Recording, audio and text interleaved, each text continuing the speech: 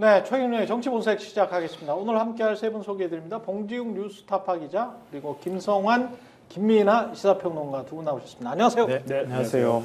예, 그 봉지욱 뉴스타파 기자에게 좀 여쭤봐야 될 게 뉴스타파에서 지금 비밀 사무실 이야기 많이 하고 있잖아요. 네.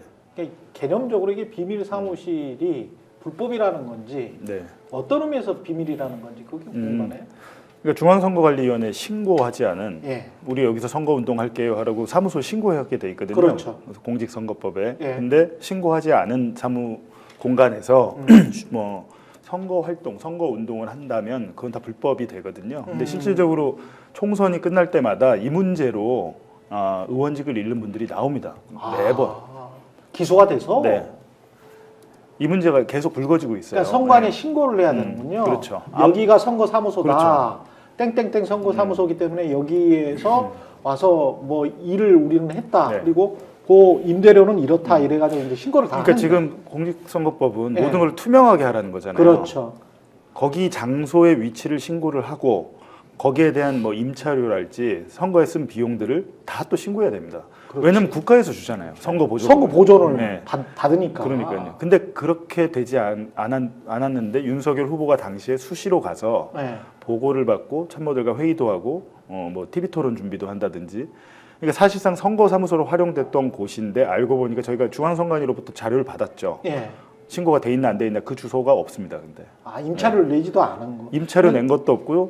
장소가 신고되지도 않았고. 신고는 네. 안 돼 있다. 그러면 이게 법적으로는 어떻게 됩니까? 만약에 검찰이 기소를 할 수가 있습니까? 이런 사람들이면? 근데 이거는 비교적 똑 떨어지는 거죠. 똑 떨어진다. 신고하지 않았으니까 공직선거법 위반이고 어. 임차료를 내지 않았으니까. 근데 임차료를 개인적으로 뭐 윤석열 후보가 냈다고 하더라도 신고하지 않았기 때문에 공직선거법 위반은 되는 것이고. 신고하지 않은 것만으로도 네, 공직선거법 네, 위반. 그리고 만약에 임차료를 내지 않았다면 그건 정치자금법 위반이 되는 거죠. 그래서 그 여기에 관해서 선거법에- 반론을 잘 안 하는구나. 선거법에 보면 네. 정확하게 나와 있습니다. 선거법에 보면 선거 치러본 분들은 이제 다 기본적으로 하게 돼 있어요. 예. 정당의 경우에는 정당 선거 사무소를 그 선거를 치르는 데 있어서 예를 들면 선거구나 이런 데서 설치하게 돼 있고 후보자의 경우에는 지금 말씀하신 대로 그 후보의 선거 사무소를 설치하게 돼 있고 각 선거구마다 선거 연락소를 설치하게 돼 있습니다.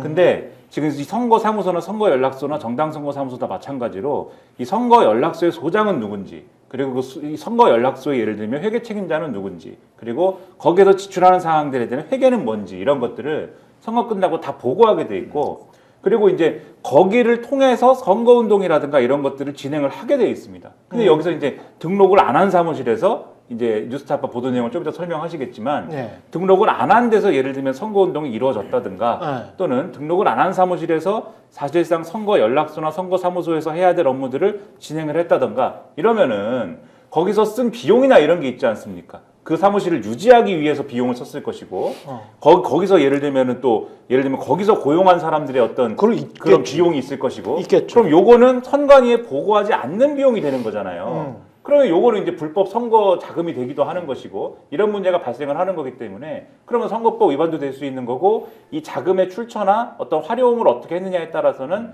이제 뭐 불법 정치 자금이 될 수도 있는 거고 이렇게 되는 거죠. 그러면은 궁금한 게요. 만약에 이게 불법으로 드러나면 대통령 당선이 무효가 되는 겁니까? 왜냐면 이제 불소추 특권 때문에 네. 당선 직후부터는 공소시효가 정지된다 그러잖아요. 그렇지. 네. 그러면 임기가 끝나고 공소시효가 살아나지 않습니까? 네. 근데 선거법 공소시효는 6개월이니까 수사를 해서 기소가 돼서 유죄 판결 받는다면 당선 무효될 수도 있죠. 그러네. 네. 근데 당선 무효에 해당하는 형이 나오느냐 그게 문제일 텐데 재판을 하면 그렇지 않습니까? 근데 이제 판사가 이제 그런 판단을 하느냐의 문제가 있어요. 이게 얼마나 이제 중요한 거냐. 가령 등록을 안 한 이제 사무소인데 등록을 안 한 사무소를 운영한 것 같은데 그게 예를 들면은 뭐 그렇긴 한데 거기서 별일을 안 했다. 그러니까 뭐 뭔가를 하긴 했는데 뭐 굉장히 경미한 어떤 법 위반에 불과하다. 이러면 이제 그럴 수 있지. 벌금 뭐 얼마 뭐 이렇게 때려가지고 70만 원, 80만 원 이렇게 해서 당선 무효는 아닐 것이고 근데 거기서 사실상의 뭔가 다른 맥락에서 실질적으로 불법적인 어떤 활동을 하기 위해서 설치한 사무소고 그러한 활동을 실제로 했고 나중까지 이 사무소를 통해서 어떤 이루어진 활동들이 나중까지 무슨 영향을 끼쳤다 이러면은 당선 무효에 해당하는 형을 막 때리고 사실은 그래야지 이제 사법정의가 실현되는 것이죠. 오케이. 그래서 이제 두 가지 질문이 나오는데 거기서 뭘 했냐? 왜 따로 운영했냐? 거기서 뭘 했냐? 왜 따로? 그러니까 이번에 그 대통령의 중마고 이전 예. 세대 이철우 교수님 얘기를 들어보니까 저희는 대선 때만, 그러니까 본선 때만 운영이 된 줄 알았는데 예. 대선 후보로 확정되기 전부터 거기가 일종의 아지트처럼 캠프 본부처럼 경선 이전부터 예. 검찰총장 옷 벗고 정치로 가야지 할 때부터 거기서 있었던 것 같아요. 그러니까 상당히 오랜 기간 예. 있었고 공식 선거 캠프에서는 후보자가 이렇게 자주 나오지 않았다고 합니다. 그래요? 그리고 그 더군다나 사무실에는? 선거일에 다가올수록 막판에 뭐 2월달에 뭐 TV 토론 몇 번 하고 막 그랬잖아요. 예. 그런 주요 그 TV 토론은 사실상 엄청 중요한 그렇죠. 선거 운동이잖아요. 예. 그런 것들은 거기서 다 준비가 됐다. 그리고 대합 빌딩이나 여의도의 대합 빌딩 공식 선거 캠프에서 참모진들이 보고 사항을 준비해서 뭐 회의 결과나 이런 것들을 정리해서 강남 화랑으로 들고 갔다는 게 이제 신용환 전 교수, 그거는 당사자 아닙니까? 당사자인데 이제 이분이 이제 언론에서는 되게 좀 조심스럽게 말씀하신 겁니다. 예. 저희가 이제 저는 또 따로 들은 얘기가 있을 거예요. 그렇죠. 근데 신용환 교수 한 명의 얘기가 아니라 저는 사실은 이 얘기를 언제 들었냐면 2022년 10월에 들었습니다. 선거 끝나고 7달 후에 이 얘기를 처음 해준 사람이 이준석 당시 당 대표예요. 그래요? 예. 본인한테 여기로 오라고 했는데 도대체 나한테 여기로 왜 오라고 그랬는지 모르겠다면서 주소를 하나 보여주더라고요. 예. 그래서 쳐보니까 가로수길에 무슨 건물이에요. 여기 밑에 무슨 술집으로 나를 오라고 했나 뭐 이런. 근데 가려고 했는데 예. 권영세 의원이 전화 와서 권영세 선대본부장이 갑자기 전화 와서 오지 말라고 했다는 거예요. 그러니까 자기는 더 의심스럽다는 거예요. 왜 나를 오지 말라고 하지? 라고 했다는 거예요. 그래서 그때 듣고 기자들 어느 정도 알고 있었습니다. 여기 뭐가 있다는 거를. 근데 저희가 이제 쭉 중앙선관위 자료나 신용환 교수 추가 증언에 맞춰보니까 그리고 또 찾아보니까 이 건물주의 남매는 다 대통령실과 관련된 자리를 한 자리씩 받았어요. 또 이후에. 사후에. 예, 예. 당선이 된 다음. 그러니까 여기는 좀 간단한 데가 아니구나라는 생각이 들었고 결정적으로는 여기서 특히 TV 토론 준비했다는 거는 이제 뭐 조사하면 다 나오겠죠. 근데 이게 사후 수뢰죄에 해당될 그러니까 수도 사후 있는데. 수뢰죄에 해당이 네. 될 수도 있을 것 같은데 이렇게 돼버리면? 근데 그 뭐 예를 들면 저희가 그냥 일반 형법상 뇌물이 아니고 특가법상 뇌물이라고 하는 것은 기간이 특정되고 금액이 특정돼서 3천만 원 이상 될 겁니다. 여기가 네. 3층 한 층만 해도 244제곱미터더라고요. 244제곱미터 3.3으로 나누면 70평이 60평, 넘잖아요. 70평. 근데 거기 1층 같은 경우에 네. 한 한 달에 한 대여섯 평만 돼도 5천만 원, 예, 5천만 원. 한 달에 가로수길이면 5천만 원. 엄청나잖아요. 네, 5천만 근데 원. 그렇기 때문에 이게 만약에 경선 이전부터 썼고 네. 경선 본선까지 여기를 계속 썼다라고 하면 그 선거운동. 몇 달이에요? 근데 보세요. 최근에 장해찬 의원이나 권영세 뭐 의원 같은 분들이 네. 없다고 그런 곳 없었다고 얘기 못 합니다. 그래요? 존재하지 않았다고 얘기해야 되거든요. 음. 대통령실 저희가 계속 해명 요청하는데 대답하지 못하고 의원들도 당시 캠프에 있었던 분들도 언급하지 않고 뭐라고 하냐면 잘 모른다고 나는 잘 모른다라고 네. 하거나 두 번째는 나는 가지 않았답니다. 나는 가지 않았다는 건 다른 사람 같다는 얘기 아닙니까? 시세를 생각을 해보면 5천만 원 1층이에요? 1층? 화랑이 3층인데 화랑이 3층? 근데 정확하게는 특정이 3층이고 네. 몇 개 층을 더 쓴 걸로 알고 있습니다. 왜냐하면 그 건물 전체가 그 남매 겁니다. 한 층만 썼다 그래도 2천만 원씩 잡고 2천만 원씩 잡고 6개월 하면 1억 2천이고 억대로 그냥 들어가네. 그러니까 예. 저도 월세가? 그러니까 대선 기간에 들어가기 전에도 예. 그러니까 경선 캠프 초기에 꾸릴 때 그때 핵심 관계자를 개인적으로 알아가지고 그래요? 예, 뭐 여러 차례 식사도 하고 그랬는데 그때도 사실은 뭐 서초동 사무실이니 뭐니 이런 얘기를 했었어요. 그러니까 처음 이제 종로에 윤석열 대통령이 후보되면서 캠프를 꾸렸잖아요. 너무 불편하다. 종로에 있는 거 여의도로 옮겨오자 이런 얘기가 당시에 나왔었는데 예. 그때부터도 캠프에 잘 안 나온다는 얘기를 했었어요. 이마 빌딩에 있을 때 말씀이신가요? 네. 경선 때. 네. 그러니까 그 전에 이미 서초동 쪽이 저는 서초동이라고 알고 있었거든요. 그러니까 서초동은 또 코바나 컨텐츠 사무실을 또 서초동 사무실이다 이렇게 얘기를 한다고들 하던데 그건 말고도 지금 사무실이 또 있었다는 얘기가 되는 거잖아요. 여기는 이제 그것까지는 사실 정확히 확인되지 않는데 후보의 휴식 공간도 옥탑에 루프탑이 있더라고요 거기가. 근데 뭐 휴식 공간도 있었다는 얘기가 있습니다. 그래서 그래요? 근데 문제는 이 건물이 지금 재건축하겠다고 싹 아. 다 입주자들 내보내고 예. 화랑도 이사 갔어요. 그렇군요. 이제 곧 2006년에 지은 건물이라 사실 비교적 외관도 깨끗하고 그런데 모르겠습니다. 왜 재건축을 한다고 해서 곧 없어집니다. 근데 왜 이렇게 따로 운영했다라고 보세요? 왜 따로 운영한 거예요? 여의도, 서초동 다 놔두고 왜 신사동의 가로수길에서 뭔가 그것도 TV 토론까지 한 것 같다. TV 토론 준비까지 한 것 같다. 이유가 뭡니까? 글쎄요. 그거는 후보 본인이 알 텐데 저는 그냥 그런 생각은 들더라고요. 그냥 공식 캠프 인사가 아닌 사람들과 일을 많이 하다 보면 부를 수 없잖아요. 명태균 씨도 자기는 캠프에는 가본 적이 없다라고 얘기를 하는데 그렇다면 명태균 씨를 여의도 캠프에서 못 만나면 다른 곳에서 만났을 가능성이 있지 않습니까? 그럼 장소가 필요한데 여기서 만났습니까? 명태균 씨는 가지는 않았다고 그러죠. 제가 물어봤는데 이제 이철호 교수님 말로는 그때 당시에는 여러 사람들이 여러 장소를 다 제공했다.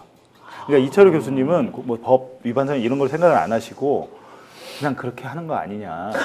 그럼 우리 집에도 왔다. 예를 들면 우리 집에. 근데 그건 일회성이잖아요. 예. 그건 선거운동이 아니잖아요. 그렇죠. 그리고 제가 말씀드렸어요. 여기는 예. 반복적으로 예. 오랜 기간 그렇게 된 겁니다. 그랬더니 이제 하시는 말씀이 아니 그렇다면 거기 누가 갔느냐가 문제가 되겠네라고 이제 하시더라고요. 얘기를. 저희 보도를 그때 못 보셨다 그래서 제가 설명을 해드렸죠. 또 하나 궁금한 점이 있고 또 하나는 이제 개인적으로 제가 들었던 내용하고 이렇게 껴맞추게 드린 게 있는데요. 궁금한 점은 김건희 여사가 어느 정도 여기에 개입했느냐, 어느 정도 인맥이 연결되느냐 이게 또 하나가 궁금하고요. 또 하나는 제가 생각할 때 초기에 그러니까 당시에 캠프를 이제 처음 꾸릴 때 검찰 출신들이 굉장히 많이 도와줬거든요. 현직 검사도 도와줬다는 얘기를 제가 들었어요. 그러니까 캠프 인사를 뭐 기자들하고 연결이 되거나 하면은 그러니까 기자들 상대했던 검사장급 이상 되는 사람이 너도 좀 들어가서 도와줘라 이런 얘기를 했다고 그래요. 현직에 있으면서? 네. 그러니까 맞아요. 직접 그 사람이 누군지도 제가 개인적으로 현직 얘기를 검사 들어서 지금 알고 의원 되신 분 있는데 중에도 있어요. 아, 현직 그래? 그때 그런 얘기가 있었습니다. 현직 검사가 그때 선거에. 검사였는데. 예, 예. 그런 예. 분들이 있고 뭐 그러니까 변호사였던 분도 초기에 정식으로 꾸리기 전에 개인적으로 도움을 받는 사람들을 통해 가지고 어차피 정치권에 뿌리가 있는 사람이 아니었기 때문에 윤석열이라는 사람은 그러니까 처음에 그 검사라든가 이런 사람들이 캠프 꾸릴 때 이렇게 다 결합할 수가 없으니까 그런 캠프를 별도로 두고 그런 사람들의 조언을 구하는 장소로 활용했을 가능성이 있는 거죠. 이게 윤리적인 것뿐만이 아니고 이게 법 위반도 충분히 될 것 같은데 이 정도 되면 아까 맥락을 좀 공무원이? 말씀드렸는데 예. 그러니까 아까 말씀드린 대로 선거법이나 정치자금법 위반의 소지가 있다. 왜냐하면 규정을 지키지 않았기 때문에 이 말씀을 드렸는데 예. 애초에 그런 규정이 왜 있느냐 그 맥락을 이제 아까 좀 설명을 드린 겁니다. 그러니까 가령 후보가 아까 뭐 이철우 교수 말씀도 하셨는데 후보가 가령 어디 구체적인 장소에 뭐 반복적으로 갔더라도 그 장소에 가서 좀 나만의 시간을 갖고 뭐 쉬었다. 그러면은 그 정도는 제가 볼 때는 큰 문제는 안 될 거예요. 선관위가 예. 후보가 예를 들면 뭐 여기 뭐 예를 들면 스픽스에 있는 광화문 살롱에 와가지고 예. 주기적으로 뭐 여기서 뭐 쉬었다. 예. 근데 뭐 빵도 안 사 먹고 커피도 안 사 먹더라. 예. 뭐 그랬다. 그거 가지고 뭐 뭐라고 하겠습니까? 예를 들면 그렇다 네, 치고 그렇죠. 근데 예. 그런 문제가 아니라 예. 이 장소에서 예를 들면 아까 말씀하신 대로 TV 토론 준비를 했다든지 구체적인 어떤 업무가 진행됐다든지 이런 거를 했다라고 하면은 제가 아까 말씀드렸죠. 비용이 지출되지 않습니까? 그러면 비용이 지출되는 거를 신고를 해야 되는데 이 장소에서만 지출되는 비용이 있을 거 아니에요. 그게 전화가 됐든 예. 여기에 상주하는 사람이 됐든 집기가 됐든 이런 비용이 지출된 것이 있을 텐데 그 비용을 그러면은 선관위에 신고를 해가지고 관련 어떤 그 비용 지출을 신고를 할 때 이 사무실이 등록이 안 됐다면 이 사무실에서 지출된 거를 신고를 안 했을 거 아닙니까? 그러면 허위 신고를 했거나 신고를 안 했을 거잖아요. 그럼 이게 이제 법 위반이 되는 것이고 그리고 이제 선거의 회계라는 거는 들어온 돈과 나간 돈이 맞아야 됩니다. 그렇지. 그럼 들어온 돈이 나간 돈이 맞는다는 거는 즉 이 정치자금이라는 게 정해진 법에 의해서 돈을 받도록 되어 있거든요. 그렇죠. 그게 선거와 관련돼서는 후보자의 후원회를 통해서 후원금을 받아야 됩니다. 그다음에 정당에서 주는 이 돈이 있습니다. 정당의 당비를 통해서 당비 그렇죠. 받은 거를 가지고 후보자한테 내려주는 돈이 있어요. 예. 거의 두 개가 답니다. 근데 이거 외에 예를 들면은 뭔가 수입이 있다고 하면 그건 불법 정치자금이죠. 그러면 상상의 나래를 좀 펼쳐보면 맘먹고 예를 들면 나는 불법적인 어떤 돈을 통해 가지고 이번에 선거를 치러보겠어라고 하는 나쁜 후보가 있다고 쳐봅시다. 예. 그럼 이 후보가 불법적인 돈을 어떻게 숨겨갖고 선거를 치를 것이냐? 그 불법적인 돈만 가지고 치르는 공간을 하나 만들면 됩니다. 그 공간을 통해서 이 선거 회계 외의 비자금 회계가 돌아가는 공간을 만들면 돼요. 그러면 이 비자금 회계로 돌아가는 공간에서 불법적으로 받은 돈은 이 공간에서 쓰는 겁니다. 여기서 예를 들면은 이 선거 준비하고 불법적인 돈을 만드는 지출은 여기서 고용된 사람들에게 지출을 하고 여기서 따로 받은 돈은 여기서 다 쓰고 남은 돈도 이후에 비자금으로 숨겨놓고 뭐 이런 식으로 하면 되는 거예요. 그래서 이런 걸 방지하기 위해서 선거법에서 사무소도 등록하라고 하는 거고 정치자금법에서 정해진 방법으로 돈을 받으라고 하는 거거든요. 그러니까 지금 법 위반이다 이렇게 말씀드리는 거예요. 맥락이 사무실을 그 사적으로 썼다 또는 여론조사를 사적으로 받았다. 그런데 그거를 알고 보니 선관위에 신고한 게 없더라. 네. 근데 나중에 대통령이 된 다음에 한 2년 반 후에 명태균한테 여론조사를 굉장히 많이 받았더라. 그리고 사무실도 가로수길에서 그냥 쓴 것 같다. 근데 거기에서 TV 토론 준비까지 한 것 같다. 이거는 어떻게 보면 이 사람이 검찰총장 출신이잖아요. 그리고 대선 과정 그리고 대통령이 된 다음에도 그렇지만 공과 사가 구분이 잘 안 돼.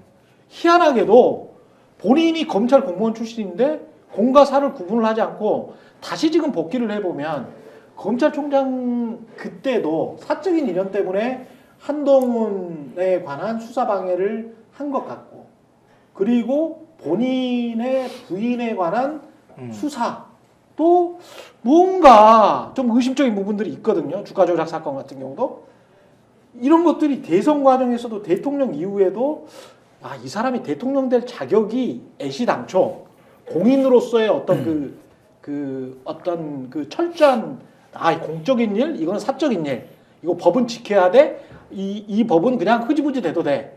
이게 검사 출신으로서 법 위에 군림하면서 나는 맞아요. 이런 거 해도 되는 거 아니야? 그러니까 이렇게 뭔가를 김민아 지금 평론가가 이야기한 것처럼 뭔가를 계산하고 내가 이거 불법적인 일을 해야지 이랬다기보다는 이 사람은 처음부터 마인드가 윤석열 씨는 나는 법 위에 있는 인간이야. 내가 이 정도 뭐 할 수 있는 거지. 내 편하게 뭐 내 집이 서초동 아크로 비슷한데 거기서 가깝잖아. 가로수길이. 좀 도와달라고 하는데. 그렇게 가깝지는 않아요.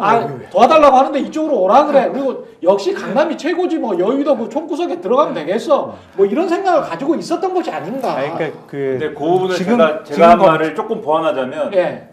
윤석열 후보는 그런 식의 접근했을 수는 있는데 예. 누군가는 회계를 신고를 한단 말이에요. 선관위에. 그렇지. 누군가는 이 실무적인 걸 처리를 한단 말입니다. 그 말씀을 제가 드리는 거예요 지금. 그러니까 이미 윤석열이라는 사람은 아무도 터치를 못한 상황이었던 거예요. 그때부터. 네. 그러니까 국민의힘이 모셔온 거잖아요. 아. 자기들 후보가 없는 상황에서 갑자기 저쪽에서 커온 사람인데 데리고 온 거잖아요. 그래서 모신 거잖아요.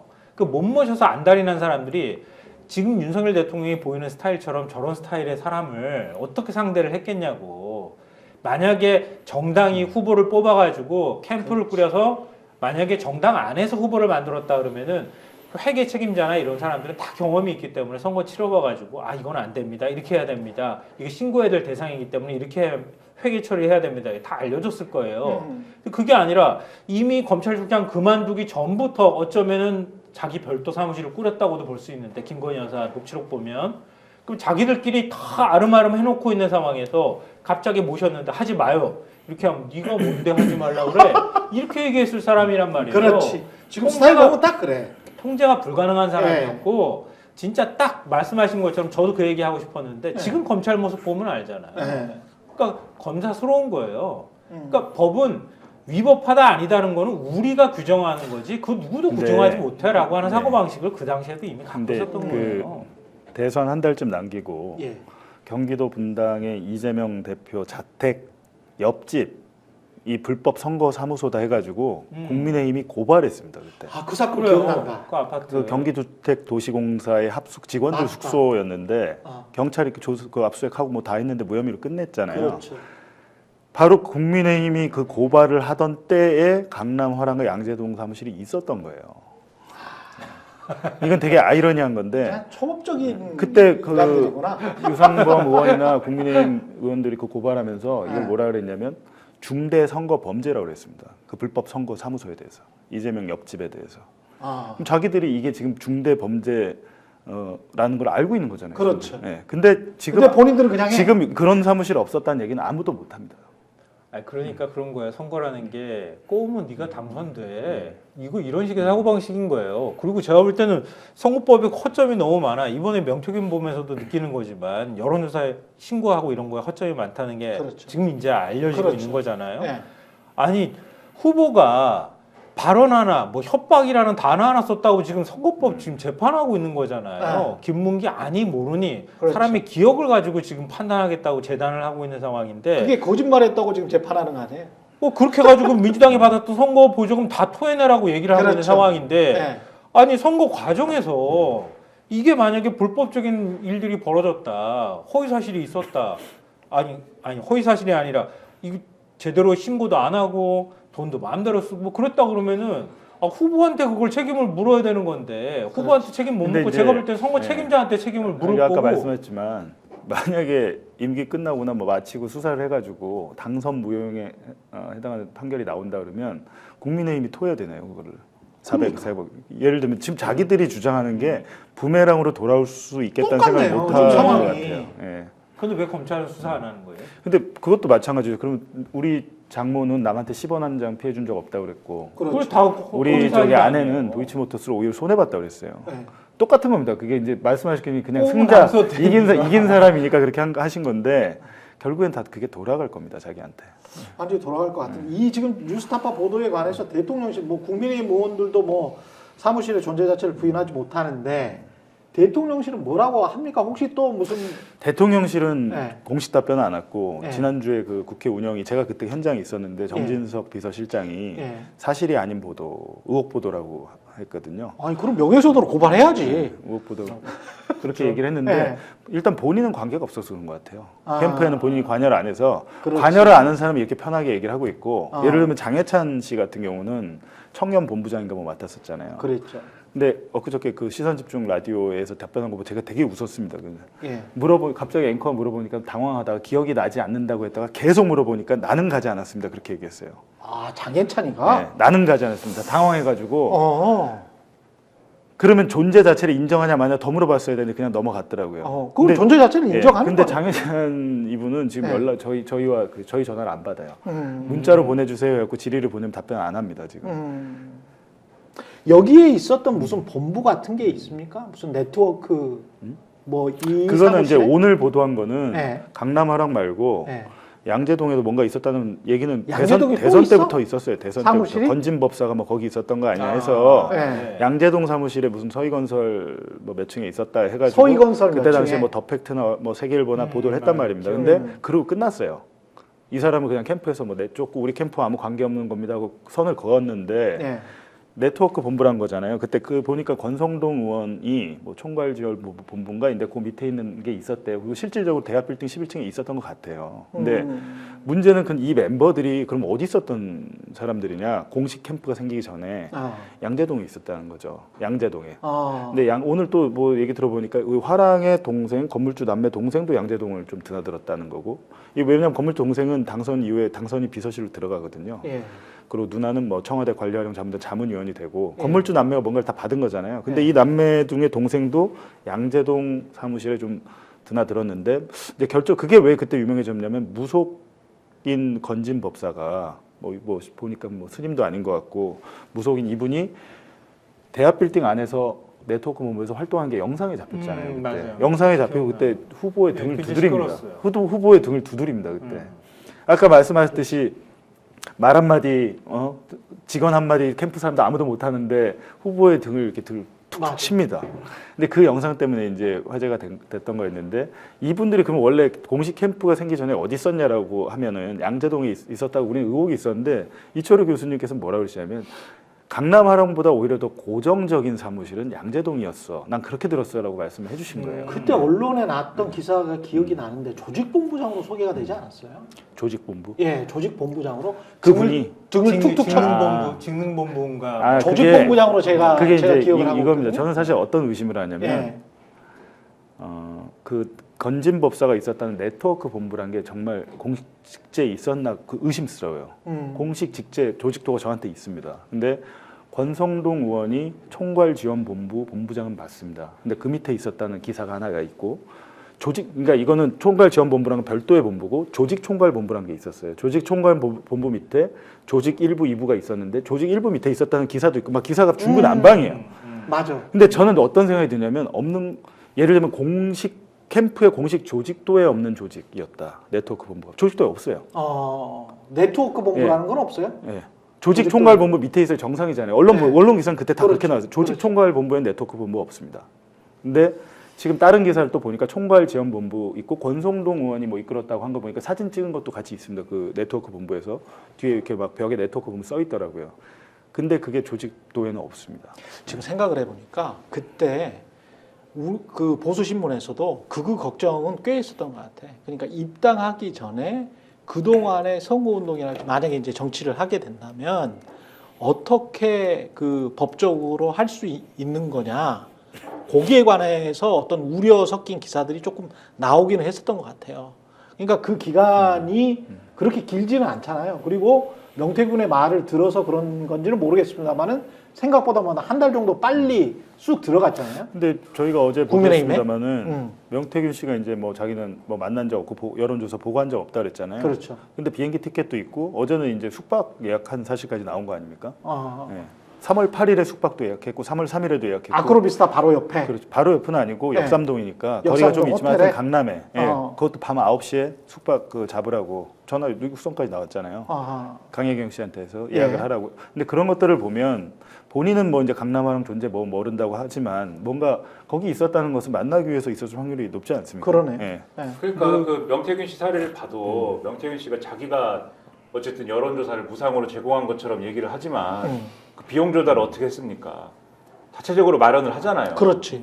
삑 뜯어가지고 네? 그 공천을 원하는 그렇지. 네. 뭐 사실상 삑 뜯은 거지. 뭐. 그렇죠. 네. 공천을 원하는 네. 분들에게 자기 말로는 독립 자금을 네. 이렇게 모금을 해가지고 나중에 좋은 자리 줄게. 그렇죠. 그렇게 해가지고 그게 전형적으로 사실 이제 대선에 들어가는 자금을 별도로 마련해가지고 지금 그런 식으로 뭐 실상은 뭐 사기친 것입니다만 결국은 사기친 게 된 것입니다만은 그렇게 모금을 해가지고 별도의 지금 대선과 관련된 무슨 일을 한 것이 된 거잖아요. 뭐 물론 그렇죠. 수사를 통해서 증명을 해야겠습니다만 그 건진 법사가 지금 관계됐다는 네트워크 본부가 실제 했는지는 모르겠으나 조직도 상에 뭐 실제 했는지는 모르겠으나 존재한 거잖아요. 건진 법사가 존재하기 때문에. 예. 건진 법사가 가상의 인물은 아니지 아니 않습니까? 대합 빌딩에 있었던 그렇죠. 사실이 아니, 영상이 그리고 있잖아요. 제가 기사를 영상이 찾아봤는데 그 건진 법사가 그 논란이 있고 난 다음에 권영세 선대본부장이 네트워크 본부를 해산한다고 공식 발표까지 했어요. 그러니까요. 아, 건진 그러니까 법사가 있었어. 있었네. 건진 법사가 숨쉰 채 발견되지 않았습니까? 그 자리에서. 예. 그러면 건진 법사는 뭔가를 한 거잖아요. 그런데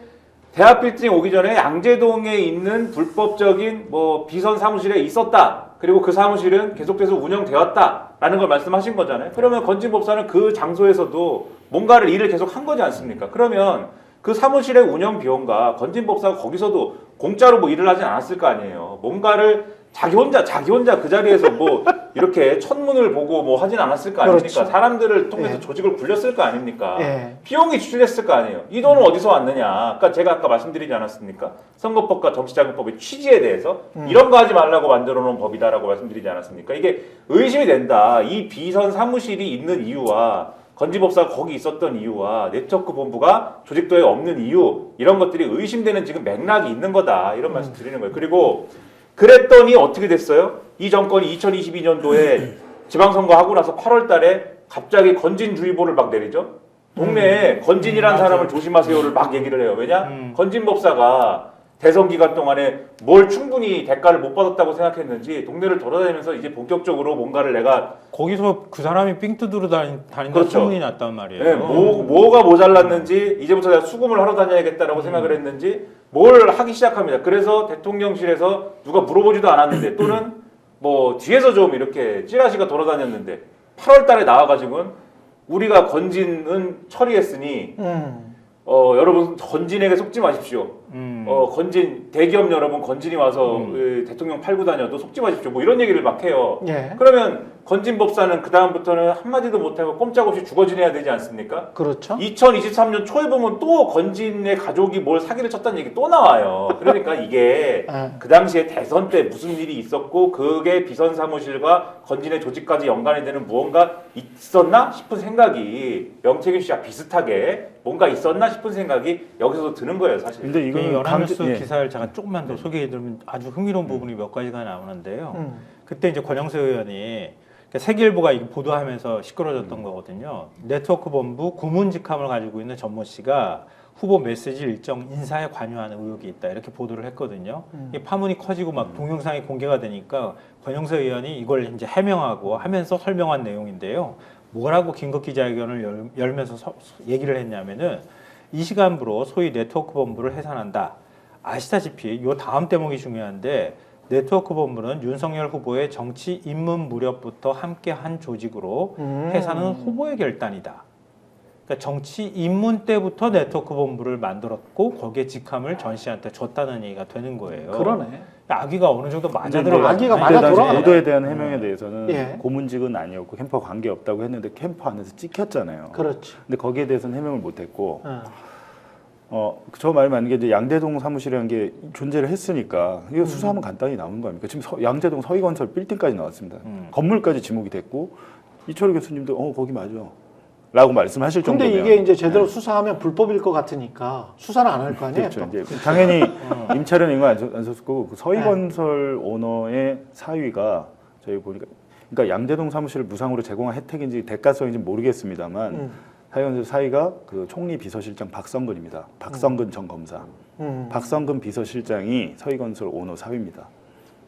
그러니까 이런 것들은 의심스러운 대목이긴 하잖아요. 그렇죠. 대가성이 아니냐는 아까 그 화랑 남매 동생 같이 네. 그런 부분에 대해서 정확하게 이제 저희도 더 취재를 하겠습니다만 사실 수사하면 너무 간단하게 나오는 거고 이거는 공천 개입 의혹 같은 건 너무 복잡하죠. 당사자들이 다 부인해 버리면 그렇지. 확실한 물증이 없다면. 그렇죠. 근데 이거는 그냥 딱 떨어지지 않습니까? 심지어는 그 건물 철거해서 없어져도 회계로 증명해야 될 거 아닙니까? 그렇죠, 그렇죠.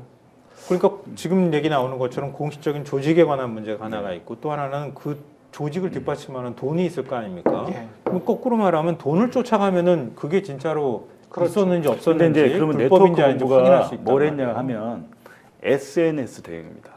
어? 네트워크 본부가 무슨 일을 했는지가 맞아요. 중요한 거예요. 굉장히 중요한 그러네. 거구나. 그러니까 저는 그러니까 장해찬이 입을 뻥긋을 못 하는 그러니까 거네. 저는 그 네트워크 본부라는 데 실체가 예. 네트워크 본부의 단톡방 몇 개를 제가 갖고 있는데 예. SNS 대응입니다. 한마디로 여론 대응. 댓글팀이잖아요, 댓글팀. 댓글팀. 대응. 그래. 아니 그럼 지난 3월에 한동훈이 댓글팀 언급을 하잖아요. 근데 너네도 있고 이쪽도 있고 한동훈도 있고 네가 법무부 장관 시절에도 있고 김건희도 있고 이런 걸로 지금 사람들이 이해를 하고 있거든요. 근데 사실상 그게 존재를 그때부터 했었을 수도 있겠다. 그러니까 국민의힘이 예. 그 공식 선거 캠프가 한 150개의 단체 카카오톡방을 운영을 했고 예. 그 내역 일부를 저희가 갖고 있어요. 아. 예. 뭐 무슨 얘기를 했나 쭉 지금 보고 있는데 뭐 그래요? 분량이 많아서 예. 이게 불법인지 합법인지를 지금 따져봐야 될 것 같습니다. 내용 자체가 상대 후보를 막 악마화하는 이미지를 조직적으로 퍼뜨린다는 지시가 캠프 차원에서 내려간다든지 이랬으면 그렇죠. 예. 그건 분량이 어느 정도? 그건 사실은 한 7기가 되나요? 7, 8기가? 네, 그러니까 이거를 단톡방 자체를 그때 당시 다 캡처를 해놓으신 분이 제보자분이 캡처를 다 일일이 하셔가지고 그게 뭐 수만 장이 될 거 아닙니까? 그러니까 그래요? 거기서 찾는데 저는 의심이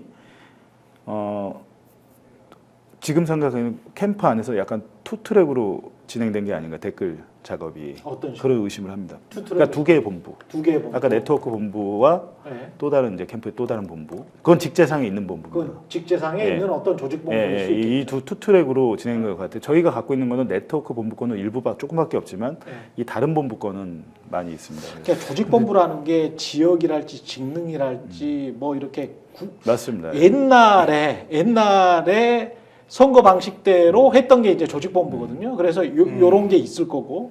근데 이걸 네트워크 본부라고 이름도 그래서 영어를 썼구나. 네트워크 본부라고 인터넷 본부라고 해야지. 네, 왠지 제 느낌으로는 김건희 씨가 연관이 돼 있을 것 같은 잘할 것 같은 그런 본부. 아니 오빠는 이게 바보니까. 오빠는 바보니까 내가 다 할게.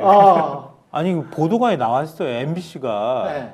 그 건진법사가 코바나 콘텐츠 고문으로 활동했다고 하는 보도까지 했어요. 그렇지. 제가 좀 확인해 보니까. 네. 그러니까 김건희 여사 측에서 직함만 줬을 뿐이다 이렇게 그렇죠. 얘기를 했다고 하거든요. 네. 그러니까 어떤 방식으로든 건진법사라는 사람은 김건희 여사랑 연결이 되고 그럼 만약에 그 건진법사가 네트워크 본부라고 대합빌딩 9층에다가 뭔가를 만들어서 움직였다고 하면 그러면 아까 SNS 대응이나 이런 것들을 공식 직제에서 잘 안 보이는 방식으로 왜냐면 그전에는 공식 직제에 없었으니까 근데 이게 논란이 커지니까 있는 것처럼 마치 권영세 의원이 이제부터 해산합니다 이런 식으로 지금 꾸몄다는 얘기가 되는 거잖아요. 존재가 들켰어. 그러니까 있는 것처럼 원래 그렇게 없다고 얘기한 못 거죠. 하잖아요. 그렇지. 저는 그런 생각이 들던데. 근데 그러니까- 그게 해상도 안 된 것 같은 게 다시 저는- 가면 되죠. 저는 그렇죠. 그 사람들이 양제적으로. 계속 이렇게 어떤 식으로 지금 정권 초기 한번 여러분 떠올려 보십시오. 그때 난리 쳤던 게 어떤 변호사였죠. 변호사하고 김건희 팬클럽 만든 변호사들 있죠. 네, 음, 강모 아, 변호사라고 네. 있어요. 강신업, 네. 강신업. 지금 강신업이 나와요? 등장 안 하잖아. 음. 지금 김건희 팬클럽이 그러면 저게 언제부터 생겼지? 이런 생각을 안 할 수가 없어요. 아, 대통령 된 다음부터 생겼나? 그렇게 전면에 부상한 건 그때부터지만 그리고 지금은 왜 이게 사라진 것처럼 보이지? 아니 일단은 건진법사는 네. 김대남 그 시민사회수석실 선임행정관 녹취록에 나옵니다. 예. 그게 보도는 아마 안 됐을 거예요. 근데 제가 녹취록 보니까 건진 라인은 그 2022년 한 8월쯤에 예.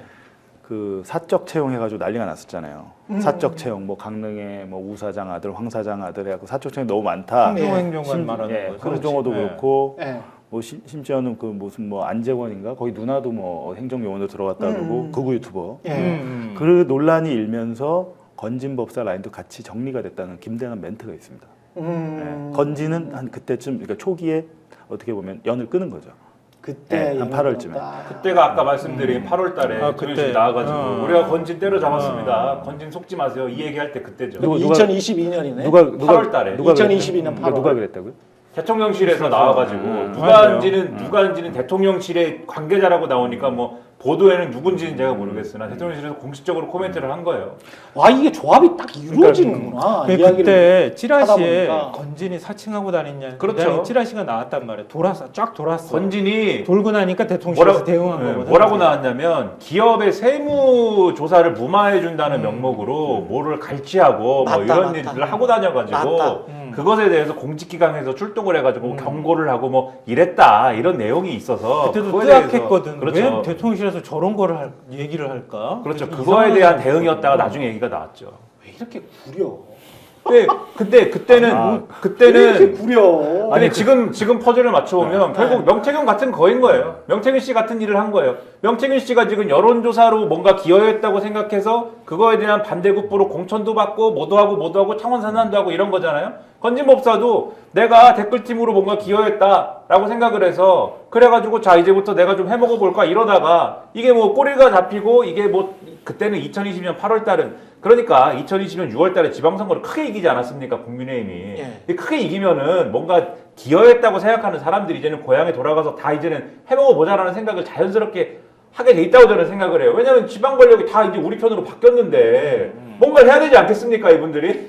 지방 권력이 다 우리 편인데 그 청운의 꿈을 안고 이제 가갖고 하려는 찰나에 이거는 위험하다라고 생각하는 사람들이 그래도 2022년 8월 달에는 뭐 있는 거죠. 그래서 정리를 하는 건데 그 정리를 하는 와중에 건진 이런 쪽들은 타격을 이제 입은 것이고 그 와중에도 그걸 뚫고 김건희 여사하고 주파수를 정확하게 맞춰가지고 살아남은 것은 명태균 씨인 거고 이제 이런 차이가 있는 것이지 제2의 명태균, 제3의 명태균 이런 사람들이 지금 있는 거죠. 수많은 근데 명태균의 가능성. 2022년 말쯤에 대통령실 대거 정리 작업을 하잖아요. 예. 그 정리 작업을 이른바 친윤계 쪽에서 넣은 참모들이나 뭐 행정관급이나 이런 사람들 대거 정리했다고 얘기가 되지만 그렇죠. 그때 한꺼번에 어떤 사람들이 정리됐는지는 아무도 몰라요. 그게 공개된 적이 사실은 없어. 김대남 씨 녹취록에 나오죠. 그게 그러니까 나와요. 그런 네. 사람들이 막 들어왔다가 네. 일부는 정리되고 일부는 살아남아 있고 이런 김대남 씨는 과정들이 많이 나중에 있을 거야. 어떻게 평가를 하냐면 그 사람들이 오히려 남아 있었으면 나았겠다. 이렇게 평가를 해요. 그때 정리되는 사람들이 예. 물론 건진 라인 이런 사람들도 정리됐다라고 평가하지만 사실은 여의도 사람들이 꽂아놓은 사람들이 여의도 정리가 사람들 빠져나왔다는 플러스 얘기를 했거든요. 어떤 느낌이냐면 스트릿 보이스야. 그러니까 민심을 어느 정도 파악할 수 있는 사람들이 그렇지만 뭔가 그 경력이나 이력이 이게 완벽하다, 깔끔하다, 완전히 공적이다 이럴 수 없는 사람들이 그때 이제 나간 거예요. 근데 그 이후에 김래남의 판단으로는 그 사람들이 다 나가고 나니까 민심이랑 전혀 소통이 안 되네. 대통령실이 오히려 고립이 돼 버렸네. 차라리 김건희 라인이 있는 게 더 낫겠다. 이렇게 이제 아니, 김대남은 근데 그때도 많이 얘기가 나온 게 예, 판단을 소위 했었던 것 말하는 같습니다. 소위 말하는 예. 장재원이 꽂은 사람, 권성동이 꽂은 사람 이런 사람들이 대통령실에 무슨 뭐 기밀을 유출하고 기밀을 갖다가 여의도에 갖다 바친다 이래가지고 그때 잘릴 때 같이 잘렸다 이런 얘기가 많이 있었습니다. 그리고 나서 지금 한남동 라인이라고 부르는 그분들 있지 않습니까?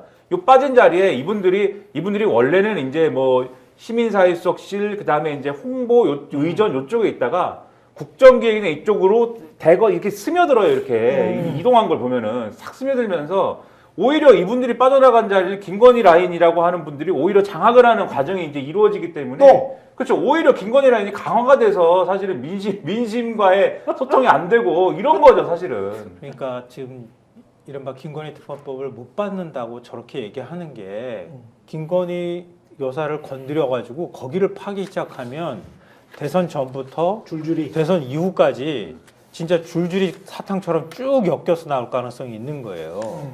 그렇게 하면은 지금 대통령실 전체가 다 폭파가 되는 상황까지 간단 말이에요. 근데 제가 볼 그걸 때는요. 아마 겁내할 것 대통령실 같아. 자체가 아까 김연아 평론가 말씀이 맞는 게 비서실장이 2명입니다.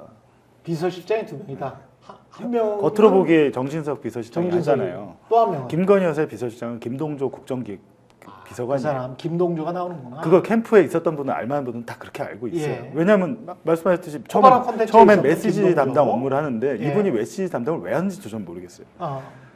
주식 채권 전문가고 네. 자기가 사설 어떤 업체를 운영했던 분이에요. 삼성증권 같은 데 있다가. 그러니까 주식밖에 경제 쪽 이런 거 예. 한 거잖아요. 근데 이분이 어떻게 메시지 전략을 캠프에서 한 것도 이상한데 갑자기 그 당선되고 나서 연설기록 비서관이 되다가 아, 그래서 연설이 그 엉망이었구나. 그러니까 그거는 옛날에 최순실 보면 예. 박근혜 대통령 연설 손 대잖아요. 예. 그러니까 본인의 약간 본인이 직접 못하니까 그런 것들 체제를 구축하다가 제가 너무 깜짝 놀란 게 국정기획비서관이라는 자리가 비서관 중에서 거의 선임에 해당하는 자리일 텐데 어떻게 이분의 경력으로 이런 자리를 할 수 있지? 뭘 할 수 있지 이분이?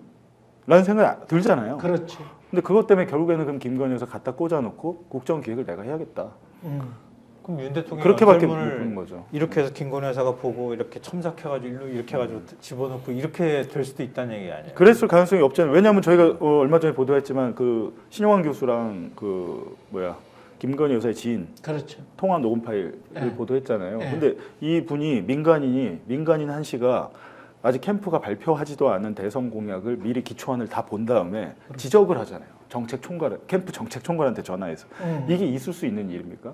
근데 그 한 씨가 뭐라 그러면 내가 이거 김동조 선생님한테 설명을 다 드렸는데 못 알아먹으니까 담당자인 너랑 통화하는 거야. 그래서 이렇게 얘기하는 김동조는 거야. 예. 신영환 교수한테 메신저를 한 거죠. 메신저. 메신저를 한 거지. 김건희 여사의 지인이니까 이게 잘 통화해라. 김동조 씨라는 사람은 지금 말씀해 주신 대로 이제 뭐 자타칭 애널리스트인데 원래 본업은 예. 애널리스트라고 합니다. 그래서 예. 이 재산 공개한 거 보면 돈이 많아요. 세 자릿수인데 제가 알기로는 세 자릿수로 알고 있는데 근데 애널리스트인데 왜 거기서 그러고 있느냐에 이제 궁금증이 있지 않습니까? 예. 이분이 코바나 콘텐츠에서 뭐 전시할 때 갑자기 뭐 그 작품들 소개하는 걸 갑자기 합니다. 더 순투를 했다며. 네, 거기서 이제 인연이 있는 것 같고, 그러면 김건희 여사는 이분은 어디서 알고 이렇게 그 컨택을 했을까? 일단은 뭐 어쨌든 우리 김건희 여사도 뭐 금융계에서는 나름 뭐 금융계예요? 그 사람이? 나름대로 나는 국민대 박사만 있는 줄 알았는데 네, 금융계 원래 미술 전공 아닌가? 네, 금융계 큰 손이시지 않습니까? 아닌가? 이제 그런 것도 있을 것 같고. 근데 무술 전공인가? 이 미술 전공인가? 김동조 씨가 예. 김동조 씨가 트위터 평론가예요 또. 트위터에서 예. 트위터에서 정치 그 140자지 않습니까? 예. 트위터의 한계는 요즘은 뭐 돈 내면 좀 많이 쓰게 해주는데 그 일론 머스크 이래로 어. 트위터에서 온갖 얘기를 다 썼어요. 그래서 트위터 이용자들은 김동조 씨를 그 아이디 얘기하면은 그 옛날 트위터 하던 사람들은 많이 압니다. 그래서. 아 그래요? 그래서 제가 느끼기로는 예. 트위터 상에 올린 김동조 씨의 정치 평론을 보고 어. 이렇게 좀 감격하신 부분이 있는 것이 아닌가라는 혼자만의 추측을 좀 갖고 있어요. 그래서 이런 거를 종합해서 이런 일들이 다 벌어진 게 아닐까. 그러니까는 사실은 왜 이분이 애널리스트인데 연설기록 비서관을 갑자기 왜 가냐. 어떤 메시지 담당을 왜 하냐 이분이. 그렇잖아요. 메시지 담당을 왜 합니까 애널리스트가. 근데 이제 그래가지고 본인이 제가 그 윤 대통령의 기념사나 이런 것들 축사 이런 거를 그게 해마다 이렇게 엉망진창인 게 해마다 이유가 비교하는 있었네. 것들을 여러 번 했거든요. 광주 민주화운동 때도 마찬가지지만 똑같아. 복붙이야. 복붙해놓고 난 다음에 조금씩 바꿔요. 그게 제일 극명하게 들어가는 게 3.1절하고 그다음에 광주 민주화운동.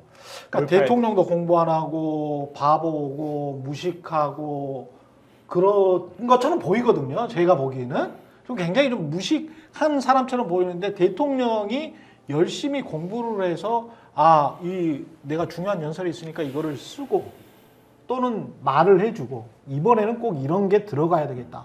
보통 정상적인 이제 대통령들이라면 뭐 그것 때문에 이제 3.1절 기념사 때문에 굉장히 고민을 해서 소통을 하고 연설기획비서관이랑 이야기를 한 다음에 연설비서관이 그거를 몇 번씩 새벽까지 고치고 그러면 새벽에 와서 그걸 다시 보고 재수정하고 이 과정이 있잖아요. 역대 박근혜 대통령도 그런 과정을 거쳐서 연설이라는 걸 하잖아요. 근데 이 정부의 대통령 연설이나 뭐 이런 것들을 보면 저게 무슨 고등학교 막 졸업한 맞아. 예.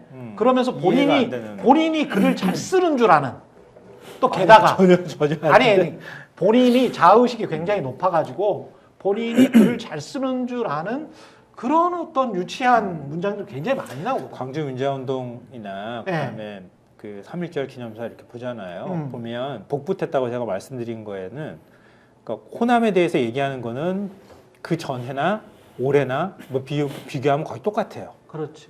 달라지는 건 자유 몇 번 넣느냐 안 넣느냐 그것만 달라지는 거야. 그거 보면서도 느끼지만 아까 얘기하잖아요. 대통령의 연설은 보통은 구술을 해요. 대통령이. 그렇지. 그 연설 비서관이 그걸 구술한 걸 다 한 다음에 다시 정리를 해. 그렇지. 컨셉에 맞춰서. 근데 대통령한테 그렇게 가져가도 핵심적인 내용을 파악 못했다고 해서 다시 빽먹고 하면서 막 다듬어지는 작업들을 보통은 한단 말이에요. 엄청 꾸중을 듣거든. 네, 그걸 통해서 다듬기 때문에 네. 복붙을 할래야 할 수가 없어. 보통의 경우에. 그렇지. 근데 윤석열 정부는 그런 식의 연설문이 나온단 말이에요. 이거는 대통령이 구술도 제대로 못할 뿐더러 구술했다 하더라도 구술하는 내용이 늘 똑같다는 얘기가 근데 왜 되는 이 사람을 못 자르냐? 김건희의 측근이기 때문에. 내일도 한다면서요. 그럴 수 있지. 내일도 하니까 뭐 쓰고 네. 있겠네. 그 열심히 쓰고 이야기를 있겠네 지금. 그 이야기를 네. 기자회견 이야기를 좀 이따가 네. 하도록 하겠습니다. 잠시 광고 보고 30초 후에 돌아오겠습니다. 아니 왜 아직도 3년간 같은 통신사 인터넷 계속 쓰고 계세요? 인터넷 가입 시 48만원 무신 변경 시 추가 혜택이 주어집니다. 인터넷 비교원 통해 인터넷 가입하고 지인에게 홍보해주세요. 지금 몽고에 인터넷 비교원 검색 후 3초만에 감동된 거 비교해보세요. 네, 인터넷 가입 혜택 비교하느라 시간 낭비하고 계시는 분들에게 3년마다 가입만 해도 현금 사은품을 주는 인터넷 비교원 소개합니다. 인터넷과 휴대폰 그리고 가전제품 렌탈을 비교를 통해서 가입할 때 최대 48만 원, 알뜰폰 또는 휴대폰을 통신사만 변경해도 최대 30만 원, 정수기 렌탈 최대 30만 원, 총 최대 108만 원의 현금 혜택 받으실 수 있습니다. 현금 사은품 원치 않는다? 삼성 55인치 TV로 선택 가능하고요. 인터넷 신규 가입 후 소개한 친구가 가입할 때 신세계 상품권 4만 원을 무제한으로 드립니다. 그리고 가입할 때 스픽스 유튜브 보고 왔다고 하면 고함량 비타민 B가 들어있는 웰세이브의 비타민 B 제품도 함께 드리고 있습니다. 지금 바로 1670-2571, 1670-2571 네이버에서 인터넷 비교원을 검색해 보시기 바랍니다. 기자회견은 뭐 보도가 되는 걸로 보면 끝장 기자회견을 하겠다. 뭐 한 질문에 팔로업 계속처럼 후속 질문들이 계속 와도 계속 받겠다. 첫 번째 들은 질문. 그렇게 용기 있는 기자가 있을까? 첫 번째. 두 번째. 두세 번 하면 화낼 것 같은데. 어떻게 보세요? 뭐 기자가 뭐 하겠죠. 왜냐면 하라고 했으니까. 네, 하라고 했으니까. 하라고 했으니까 할 텐데 중요한 거는 뭘 질문할 거냐가 핵심인 것 같습니다. 그러니까 지금 상황에서 질문하라 그러면 사실 제가 볼 때는 질문의 거의 반 이상은 명태균 씨 관련 얘기이지 않을 그럴 수밖에 없지 않을까 싶거든요. 요즘 이슈라서. 그렇죠. 네. 그리고 윤석열 대통령도 그거를 알고선 지금 그걸 알고서는 나는 뭐 그런 거 안 하시잖아요 원래. 예. 무제한 질문 같은 거 보장 안 해주지 않습니까? 그런 적이 없잖아요. 근데 지금 그걸 하라고 하는 거잖아요. 나한테 물어봐라고 하는 거지 않습니까? 지금 나 할 말이 많아. 명태균은 정리됐다라고 속으로 생각하는 거지. 그렇죠. 그러니까 네. 그리고 요 이제 뭐 뇌피셜입니다만 평론가가 하는 게 뭐 뇌피셜이죠. 근데 이제 요거 하고 나서 그 다음날 명태균 씨 소환되잖아요. 네. 그러면은 근데 지금 윤석열 대통령이 어쨌든 아무리 대통령이라도 명태균 씨하고 직접 연락을 할 수는 없는 거 아닙니까? 근데 기자들이 막 명태균 씨 얘기를 막 물어봐요. 그러면 대통령이 공개적으로 얘기를 하는 겁니다. 가이드라인을 정해주는구나. 그렇죠. 명태균한테. 명태균 얘기를 공개적으로 하는 거예요. 나는 명태균을 경선 때까지만 만나고 그 다음에는 안 만났고 취임식 전날 전화가 와서 그날은 전화를 수백 통 수천 통을 받아가지고 그냥 덕담을 했는데 잘 기억은 안 나고 하지만 아마 그 녹취가 있는 거를 볼 때는 그 덕담 얘기 한 거고 공천 개입은 없고 그리고 그 다음에는 일절 연락한 바가 없는데 다만 김건희 여사는 뭐 이렇게 뭐 이런 좀 사소한 얘기 뭐 꿈 해몽 같은 거 뭐 그런 거 얘기했을 수는 있고 등등등등등등 그러네. 그런 거 하면은 그 다음날 이 소환돼가지고 명태균 씨가 뭐 포토라인에 결국은 서겠죠. 왜냐면 창원지검에는 지하실이 없다고 하니까 그 지하주차장이 없다고 하니까 그래요? 포토라인에 서가지고 뭐 이거 물어보고 할 텐데 거기에 맞춰서 얘기를 하고 또 들어가서 조사받을 때도 그거에 맞춰서 얘기를 하고 쿵짝쿵짝 이렇게 가는 그림 아니냐. 그런데 그렇게 해서 명태균 씨는 이제 구속이 안 되는 걸 기대하고 할 텐데 제 혼자만의 생각은 그러고 이제 구속되는 그림 아니냐. 이제 약간 이런 혼자만의 상상을 하는 겁니다. 이제. 뭐 8일 날 그러니까 기자회견 다음 날 검찰 출석해서 조사받는다고 하잖아요. 조사 받다가 바로 영장 쳐버려가지고 그냥 바로 구속을 해버리면 모를까. 명태균 입을 어떻게 틀어막을까 걱정되기도 하고요. 또 뭐 검찰 의도로만 보면 대통령 기자회견 내용을 보고 명태균을 거기 프레임에 맞춰서 쫄릴 가능성이 굉장히 많지 않을까. 근데 명태균이 거기에 만약에 인신 구속을 당하지 않는 한 어떤 방식으로든 대비를 하지 않겠어요? 그러면 대통령이 진짜 나를 쓰레기 취급한다. 그러면 지난번에 김재현 의원한테 반박하듯이 또 해버릴 가능성이 있지. 그렇잖아요. 명태균이? 고맙죠 그러면. 그렇게 안 할까봐 지금 우려가 되는 아니 거죠. 근데 명태균은 그래도 김재훈이 검찰권을 가지고 있는 건 아니잖아. 아 그건 아니지만 예. 김재원 얘기도 그렇게 자존심 상하는 사람이 예. 대통령을 그런 식으로 표현했던 사람 아니에요? 오빠가 저 오빠가 아니지. 예. 그 김건희 여사가 예. 오빠 바보 취급하는 게 다 나왔는데 예. 그렇게 얘기했던 사람이 그 오빠가 자기를 막 깔아뭉개면서 진짜 사기꾼 취급하고 자기의 역할에 대해서 아무것도 안 한 사람인 것처럼 그렇게 얘기하면 예. 아마 자존심이 확 상할걸요. 명태균은 그럴 가능성이 있는 사람이라고 전 개인적으로 봐요. 예. 지금까지 기질러 보면은. 아 그래요? 예. 그리고 기자회견은 이미 저는 이젠 한두 번 속은 게 아닌데 뭘 자꾸 속아. 난 진짜 왜 대통령실에서 무한 끝장 토론을 하겠다고 얘기를 하는지 저렇게 호들갑을 떠는지 나 이해를 못 하겠어. 왜냐면 이렇게 국민들한테 기대를 심어줬다가 안 되면 그 실망감이 더 클 텐데 뭔 자신감으로 저러는 거지 대체? 그래서 다른 목적이 있다고 의심을 어떤 하는 거죠. 자신감이냐면요. 다른 목적이 있다고 의심이 됩니다. 대한민국 기자를 알고 믿는 거야. 잘 알고 있고 확실히 믿고 있는 거야. 예, 봉지욱 기자 들어갈 일이 없잖아요. 근데 예. 이제 내일 명태균에 대한 평가를 어떻게 하느냐가 전 중요할 것 같아요. 왜냐하면 명태균 씨가 항상 하는 얘기가 예. 나에 대해서 고맙다고 말 한마디만 해줬으면 여기까지 안 왔다는 거예요. 그건 저한테도 직접 그런 얘기를 하더라고요. 제가 물어본 것은 지난주 토요일인가 통화를 했는데 둘 중에 하나 양쪽 대통령 부부는 당신도 둘 중에 하나 죽어야 끝나는 게임이다 이거. 그렇게 이야기를 했어요? 이제 이건 그렇지 않냐? 그렇지. 지금 상황은 그렇지. 그랬더니 나는 나와 내 가족을 지키기 위해서 할 건데 내가 이길 거라고 저희가 이길 거라고 그러더라고요. 그렇게 되면. 근데 만약 구속수사 어쩌고 저쩌고 얘기하는데 내일 만약에 명태균에 대해서 평가를 어느 정도 그래도 한때 이렇게 참 옆에서 도와주고 고마웠지만 공식적인 사람이 아니라서 난 멀리했다 이렇게 뭐 한다면 모르겠는데 이 사람을 비하하는 표현을 한다거나 저는 그렇게는 안 할 것 같아요. 아 윤석열. 예, 저는 안 할 것 같아요. 왜냐하면 그걸 자극할 필요는 없잖아요. 자극할 필요는 김재원 그렇게 했다가 김재원 당하는 거 봐요. 정진석 비서실장 야 밖에다 묶어놓은 개라고 하지 않습니까? 그러니까 나름대로 자신 있는 건데 자극하지는 않을 것이다. 그리고 더군다나 그렇다면 지금 민주당이 그 본인의 육성, 본인의 녹음 파일을 다시 녹음한 파일을 누가 줬을까? 그것도 전 되게 의심돼요. 예. 측근 뭐 운전기사 얘기 나오잖아요. 예, 그렇죠. 아닐 가능성이 있습니다. 아, 그래요? 예, 명태균 씨가 그거를 인지하고 도와줬을 가능성도 있는 거예요.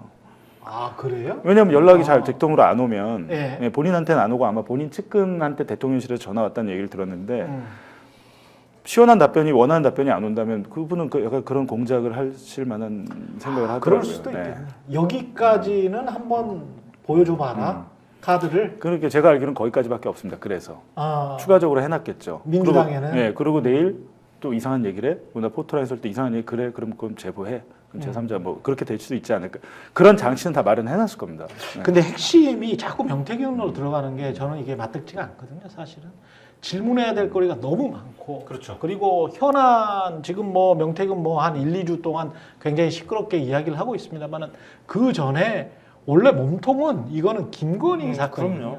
김건희 스캔들이고 김건희의 국정농단, 당정농단이 그 혹시 게다가 이제 주가 조작 사건까지 과거에 있던 사건들까지 다 연결이 돼 있기 때문에 김건희에 관한 핵심적인 질문이 좀 나와줬으면 좋겠는데 그게 어떤 내용을 이렇게 물어봐야 기자들이 물어봐야 야 이게 대통령이 거기에 관해서 어떤 진실에 조금이라도 우리가 다가설 수 있을까? 뭐 이런 것들이 없을까요? 뭐 어떤 내용? 아까 제가 말씀드렸잖아요. 그 대선 당시에 음. 장모님께서 남한테 10원 한 장 피해 주신 적 없다는데 지금 실형까지 살고 그 그렇지. 장고를 위조했다는 거 아닙니까? 네. 거기에 대해서 너 입장 뭐냐고 물어볼 수 있는 거고. 거짓말을 얼마나 많이 예를 들면 했는가. 저희가 수사받는 사건에 대해서도 물어볼 수 있죠. 당신 아. 윤석열 대통령 명예훼손 사건으로 지금 기자들이 재판을 받고 있는데 음. 처벌 의사를 표시를 안 하셨는데 그 기자들에 대한 처벌 의사가 있는 건지 그렇지. 재판에 그건 나갈 아주 증인 중요한 증거인데 질문이야. 지금 그렇게 해놓고 증인으로 있는 거 나갈 아니에요? 의사가 네. 있는 건지 물어볼 수 있는 거예요. 그거는. 그렇지. 근데 내일 대통령실에서 기자단에서 어떻게 사전 질문을 받을지 어떻게 할지 모르겠습니다. 정말 아무것도 안 하려면 사전 질문 받지 말고 그 질문 그치. 순서도 안 정해야 되는 그렇지. 거죠. 근데 그럴까요, 과연? 저는 그렇게 생각하지는 않는데요. 그거는 저는 또 다른 쇼를 할 거 기자들은 이미 머릿속에 네. 이미 머릿속에 박혀 있어요. 자기 김건희는 공연이 또 금기어, 있단 말이야. 그치. 김건희는 김건희. 금기어구나. 그렇지. 저거 건들면 안 되는구나. 이거를 벌써 학습을 다 해놓은 상태야. 맞아. 그걸 눈에 도끼 딱 뽑으면서 그걸 덤빌 기자가 과연 몇 명이 될까? 제가 대통령실 출입 기자 그 신문사 기자입니다. KBS 기자가 아니고 신문사 기자가 4대 일간지 중에 한 기자가 그런 이야기를 하더라고요. 초기예요. 정권 초기에. 정권 초기에 그 아주 최고위 관계자입니다. 대통령실의 최고위 관계자한테 김건희 여사에 관해서 물어보니까 이렇게 대답을 했대요. 김건희 여사에 관해서는 아무도 말을 못해. 나도 말을 못해. 대통령실의 최고의 관계자입니다.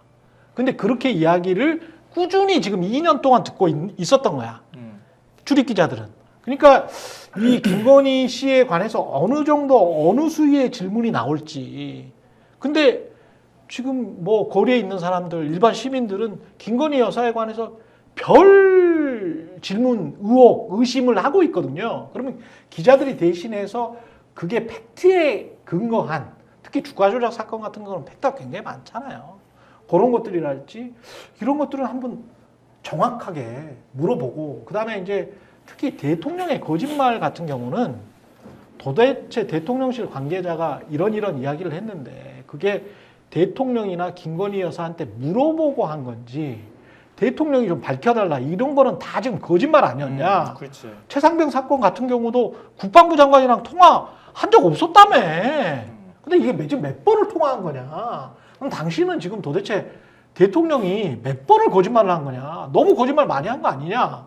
대선 전부터 지금까지 국민들이 믿겠냐. 뭐 이런 이야기.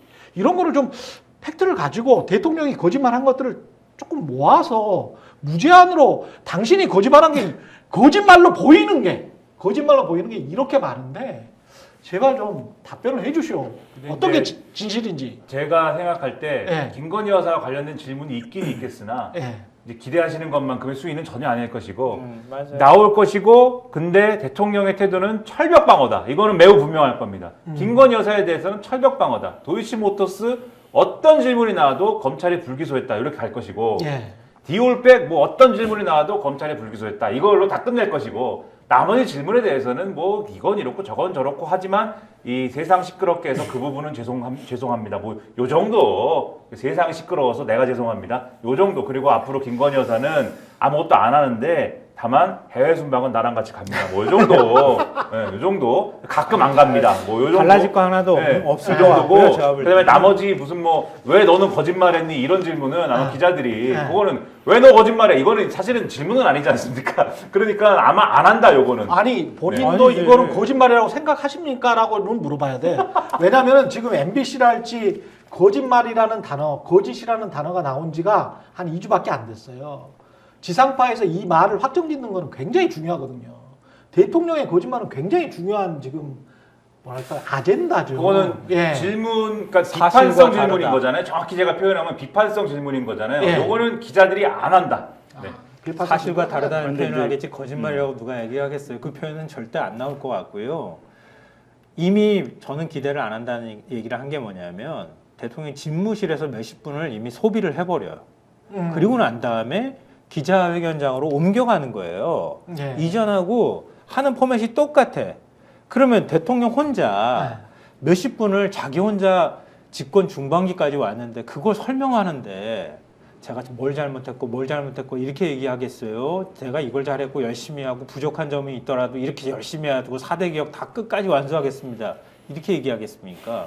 이미 시작부터 그게 딱 고정이 됐고요. 예. 그거 하지 말라는 거예요. 지금 언론은. 그렇지. 바로 기자회견장 딱 나와가지고 대통령에게 짧게 하고 그냥 바로 질문 받아가지고 대통령이 솔직한 얘기 다 털어버리라는 게 지금 보수 언론의 얘기인데 그 보면 말 안 듣는 거야 이미. 그렇게 막 그거 하지 마세요 했더니 아 그럼 최소 할게요. 한 20분 하면 됩니까? 이러고 있어요 지금. 그래, 그러니까 20분을 자화자찬을 하면 그것부터 되냐? 그냥 끝난 거예요. 거기서 할 얘기 내가 국민들이 나를 오해하고 소통 부족이고 홍보 부족으로 날 잘 이해를 못하는 걸 거기서 다 얘기하겠다는 뜻이야. 그러고 난 다음에 질문 받겠다고 하는데 기자들이 진짜 미친 척하고 막 물어버리면 모르겠는데 그 정도까지 안 된다 그러면은 그냥 이전하고 근데 별반 저는 다르지 않다는 거예요. 기자회견은 타이밍 자체를 잘 보면 2016년 10월 20일에 JTBC 태블릿 보도 있고 아마 그 주에 바로 박근혜 대통령이 사과 2번 했을 거예요. 네. 다음 주에 기자회견 한 번 더 할 수 있습니다. 전 되게 판단 잘못했다고 생각하는 게 말하잖아요 내일. 그럼 대통령의 거짓말이 뭔지 팩트 체크하는 기사가 한 3, 4일간 쭉 나올 거예요. 그러면 거기 중에 굉장히 곤란 뭐가 터지면 다음 주에 한 번 더 할 수밖에 없다. 그러면 2016년 대자뷰처럼 시작될 수도 있습니다. 그러면. 맞습니다. 왜냐하면 여태까지 말을 안 했지만 이제 대통령이 본인의 입으로 거짓말을 해버리면 전 국민이 보는 데서 그거를 또 언론이 확인을 해봤더니 거짓말이 맞아. 그럼 국민이 그 기사를 보면 이거 거짓말쟁이네. 그럼 어떻게 될까요? 예, 이건 무슨 십몇 지지율 19% 17%의 문제가 아니게 되는 거죠. 신뢰를 국민들이 대통령으로 믿지를 못하는데 그 나라가 닉슨도 결국 되겠습니다. 거짓말 때문에 사임을 한 겁니다. 그렇죠. 오늘 조선하고 동아일보 네. 사설이 모든 걸 얘기해줘요. 워터게이트- 동아일보 사설 제목이 예. 윤회견 마지막 기회라는 각오로 해야. 알고 있는 거야 감을. 아니 근데 여기서 한 그렇다고 방 더 해서 무너져 버리면 본인이 자 그때 그건 제가 거짓말한 거였습니다. 이렇게 할 리는 너무 없기 때문에 저는 저거를 왜 할까 하는 생각이 들더라고요. 왜? 그러니까 민주당이 만약에 진짜 전략적으로 윤 대통령 목소리나 김건희 여사 목소리 녹음 파일 갖고 있다고 하면 까지 않고 기자회견 보고 난 다음에 까버려야 돼. 아니면 하고 있을 때 까든가. 그렇게 까버리면은 더 이상 못 막아. 끝이야. 뉴스타파가 저 검찰총장 청문회 할 때 깐 것처럼 하고 있을 때 맞다. 하고 있을 때 그때 윤석열 그렇죠. 시작부터 거짓말로 시작한 거잖아. 그때 뉴스타파가 욕을 먹더라도 끌어내렸어야 돼. 아니 그게 아니라 저희는 한상진 기자가 대통령 그 통화 녹음 파일 깠잖아요. 이거 거짓말 아니야 인사청 윤우진 한테 그 그렇지. 변호사 이남석 변호사 연결해 줬는데 안 해줬다고. 그렇죠. 그것 때문에 한 2, 3일간 회원 저희 후원자가 6천 명인가 그래, 빠졌어요. 몇천 명 네. 빠졌지. 그리고 회사 전화가 마비가 되고 한상진 기자는 배우자의 회사에까지 항의 전화가 와서 뉴스타파가 그때 지금까지 많은 사람들이 네.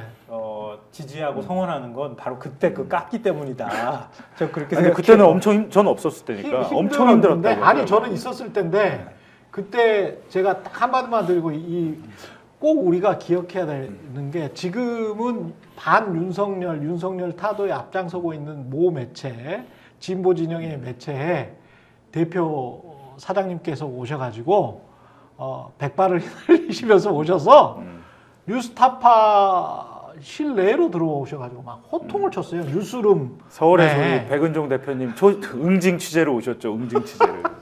밝혀버리지 말고. 아니 근데 그게 나쁜 건 아니었습니다. 아니 그러니까 결과적으로. 예. 이거 제가 꼭 말씀드리려고 하는 건 뭐냐면 그러니까 이 진실을 보도하는 기자들이 결과를 이게 이렇게 되면 윤석열이라는 그 당시에 민주당이 지명한 어떤 검찰총장이 절대 선이고 진실을 보도하려고 하는 언론 매체가 절대 악이다.